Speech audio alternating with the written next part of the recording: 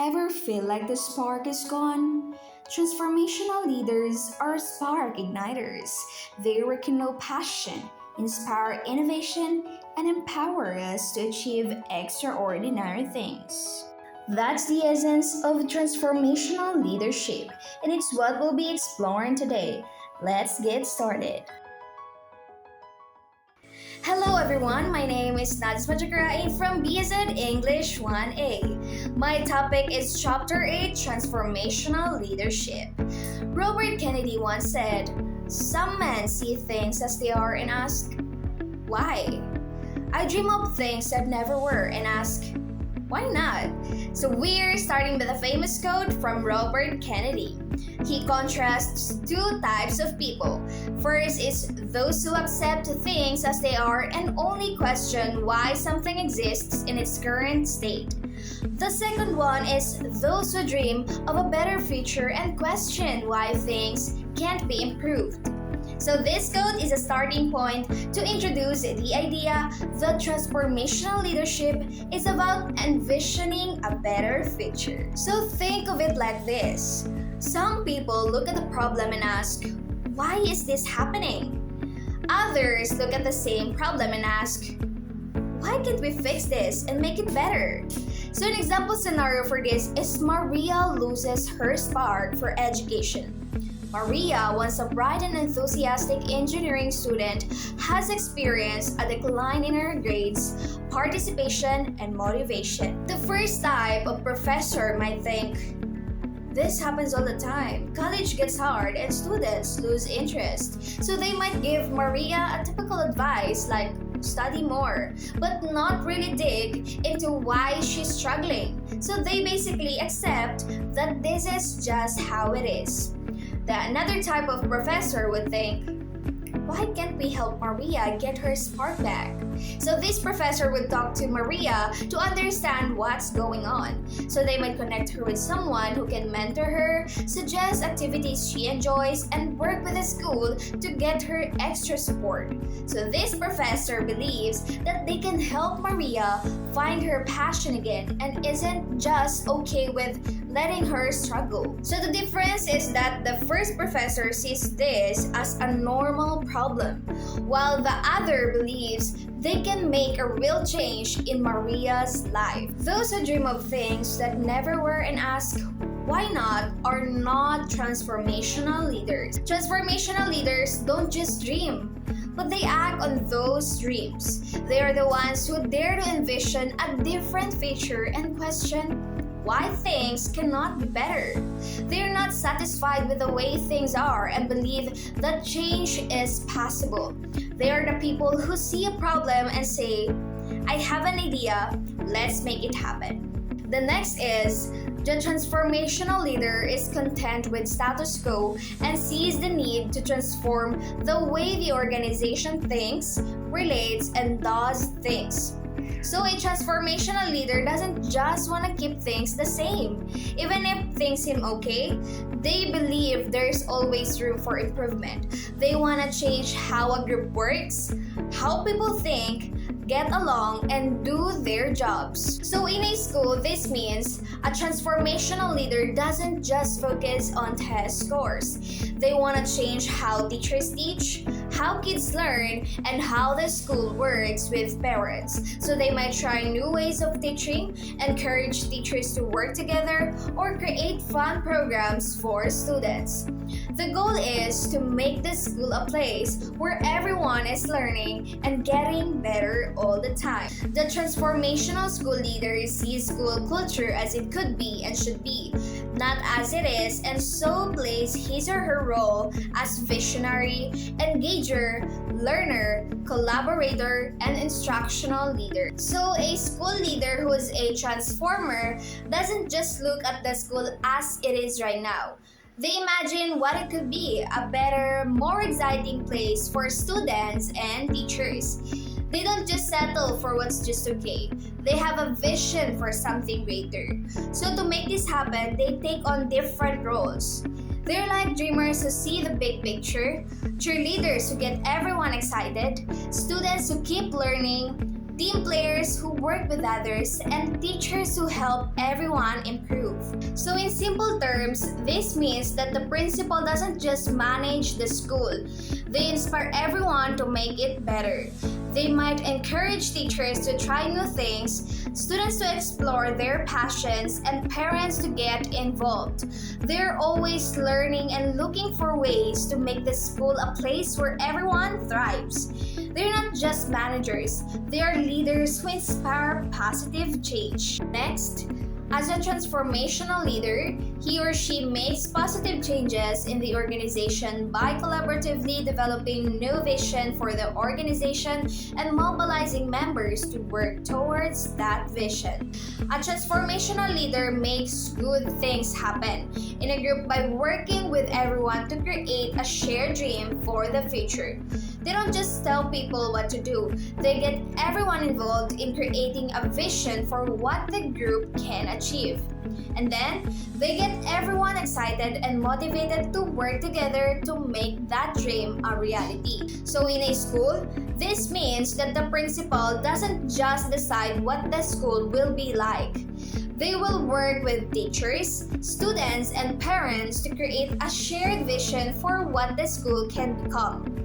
Maybe they want to be known for innovative teaching, a strong sense of community, or preparing students for the future. So once they have that vision, the principal inspires everyone to work together to make it happen. They help teachers try new things, encourage students to get involved, and create a positive atmosphere where everyone is working towards the same goal. Next is, to do this, the transformational leader combines charisma, inspirational leadership, and intellectual stimulation to introduce innovation for the transformation of the organization. So to make big changes happen, a transformational leader uses a mix of charm, inspiration, and smart thinking.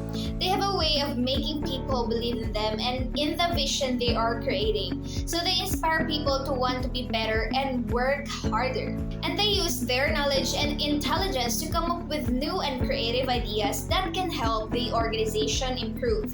So by combining these qualities, they can bring about real innovation and change. So in a school, this means that the principal uses their personality to connect with teachers, students, and parents. They inspire everyone to believe in the school's potential and to work together to achieve it. They also encourage teachers to think creatively about how they can teach and to come up with new ideas to engage students.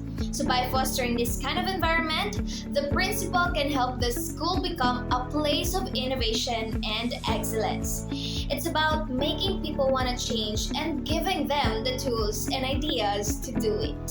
So to conclude everything, transformational leadership is a style of leadership that inspires and motivates individuals to work towards a shared vision of a better future. It involves envisioning a desired outcome, empowering others, and driving positive change through innovation, creativity, and collaboration.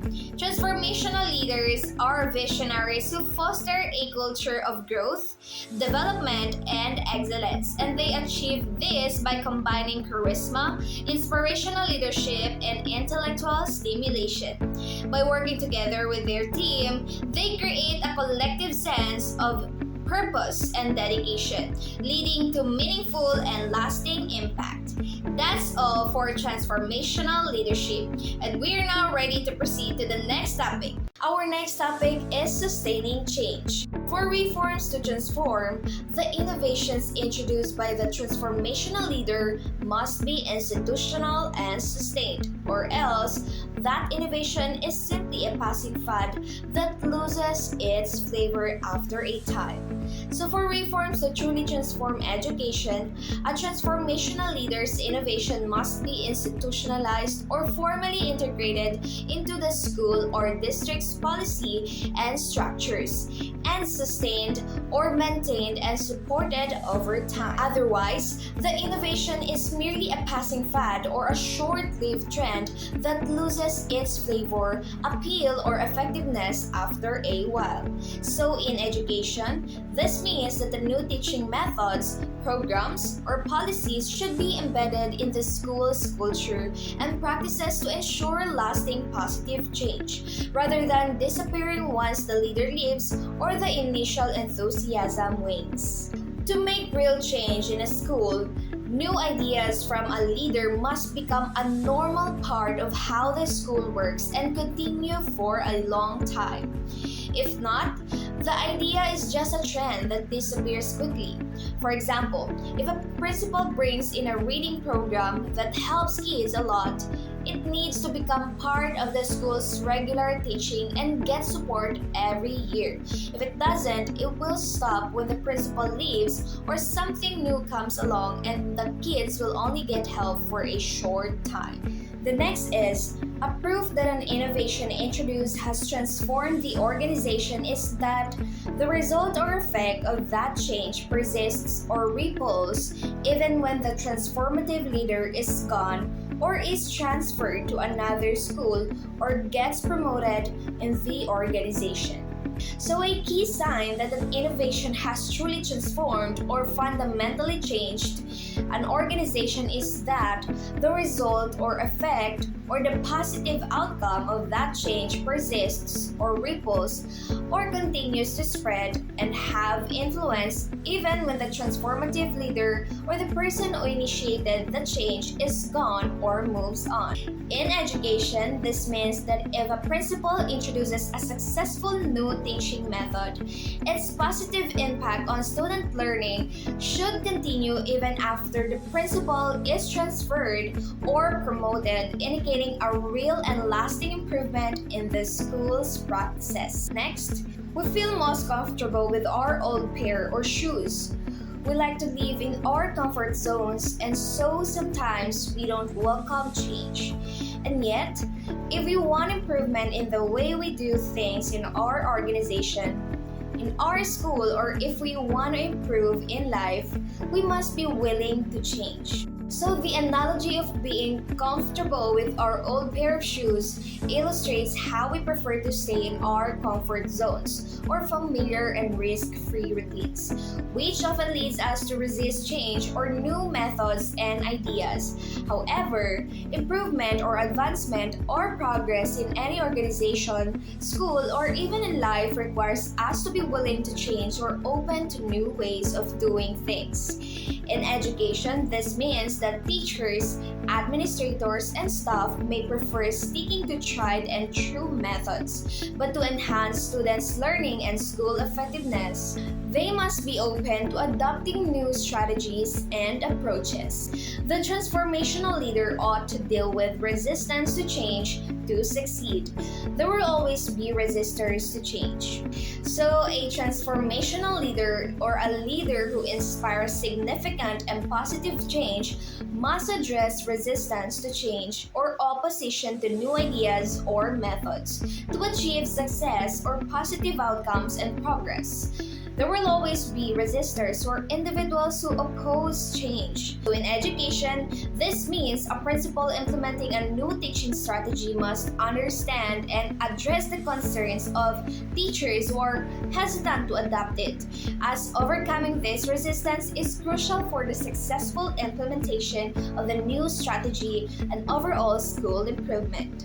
To ensure that the innovation he or she introduces leads to transformation of the organization, Morado of Bayan ABS-CBN 2012 gives the following advice. The first one is to seek the support of the stakeholders. The leaders must build a strong coalition of allies in order to push for any meaningful change that would yield results. Innovations cannot be forced upon the teachers, the students, the parents, the community without serious consequences. So, seeking the support of stakeholders means leaders need to build a strong coalition of allies or a supportive group to drive meaningful change or significant improvements that yields results or produces positive outcomes. Innovations or new ideas should not be forced without support, as this leads to serious consequences or negative impact. In education, this means a principal needs the backing of teachers, students, parents, and the community when introducing a new program. Without their support, the program may fail and create conflict within the school. The second one is get people involved early and often. Resistance drops off in proportion to the involvement of participants. You may not expect 100% support from any individual who worked. It personally involved in a change that affected his or her people, as is best to set up networks to reach out to as many as people as possible. So getting people involved early and often means that resistance or opposition decreases as participants or those affected become more involved. While 100% support may be unrealistic, personal involvement in changes affecting them is key. And it's best to set up networks or communication channels to reach as many as people as possible. So in education, this means that when a school introduces a new policy involving teachers, students, and parents in the decision-making process from the beginning can reduce opposition and increase the likelihood of successful implementation. So imagine a school introducing a new online learning platform. To sell this innovation, the introduction of something new, an idea, method, or device, the principal holds meetings to explain how it will help students learn better and make teachers' job easier. So they also share success stories from other schools and offer training sessions. This way, everyone understands the benefits, from the teachers creating lesson plans to the parents supporting their kids at home, make it more likely they'll embrace that change. Okay, the third one is plan a communications campaign to sell the innovation. Morata 2011 asserts, the change envisioned must cascade downwards to the last lesson plan and ripple sidewards to win the support of major stakeholders. So planning a communication campaign to sell the innovation means creating a strategy to promote and gain acceptance for a new idea. The envisioned change must cascade downwards or affect all levels to the last lesson plan and ripple sidewards or spread horizontally to win the support of major stakeholders or those affected. To cascade downwards, this means that change must affect every part of educational process, reaching even the most specific levels. So an example for this is if a school introduces a new technology-based learning system, it shouldn't just be a top-level decision. It needs to be influence how teacher designs their lesson plans, how they interact with students in the classroom, and how students complete their assignments. So the change must cascade down to most detailed aspects of teaching and learning. So ripple sidewards means the change needs to spread horizontally to all different groups involved in the school community. So an example for this is the new technology system isn't just for teachers and students. It also needs to involve the parents who might need training on how to use the system to monitor their child's progress. It also involves the administration who need to provide resources and support for the technology. The change must ripple across all stakeholders groups to be fully effective. In education, this means a school needs to clearly communicate the benefits of a new teaching method to teachers, students, and parents, ensuring everyone understands how it will improve learning and why their support is important. The fourth one is ensure that the innovation is understood by all. So the benefits and costs must be appreciated and weighed carefully. So ensuring that the innovation is understood by all means that everyone involved should comprehend the new idea thoroughly. The benefits and costs, or the advantages and disadvantages, must be appreciated and weighed carefully or evaluated thoughtfully. In education, this means when a school introduces a new curriculum, teachers, students, and parents must understand its goals, advantages, and potential challenges to make informed decisions and support its implementation effectively. Lastly is to consider timing and phasing. These are highly critical. Missteps might backfire, and lack of sensitivity to stakeholders might lead to resistance.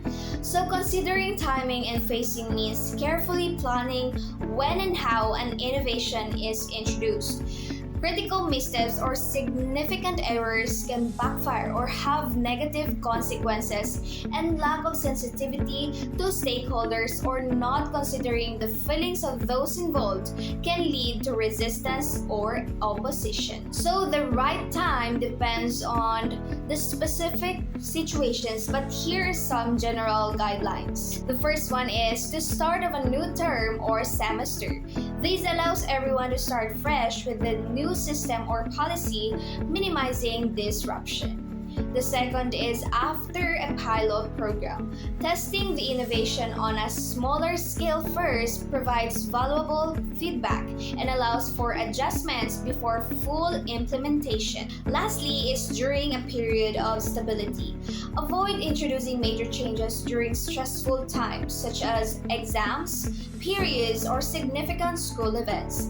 In education, this means a school should introduce new policies or technologies at appropriate times and in stages, taking into account the needs and concerns of teachers, students, and parents to avoid negative reactions and ensure successful implementation. To conclude everything, for sustainable change in education, transformational leaders must institutionalize and sustain innovations. This means embedding new ideas into the school's culture and practices, ensuring they persist even after the leader leaves. To achieve this, leaders should build a strong coalition of allies, involve stakeholders early, plan effective communication campaigns, ensure everyone understands the innovation, and consider timing and phasing to minimize resistance. By following these steps, leaders can overcome opposition and create lasting positive change in their school. That's all. Thank you for listening.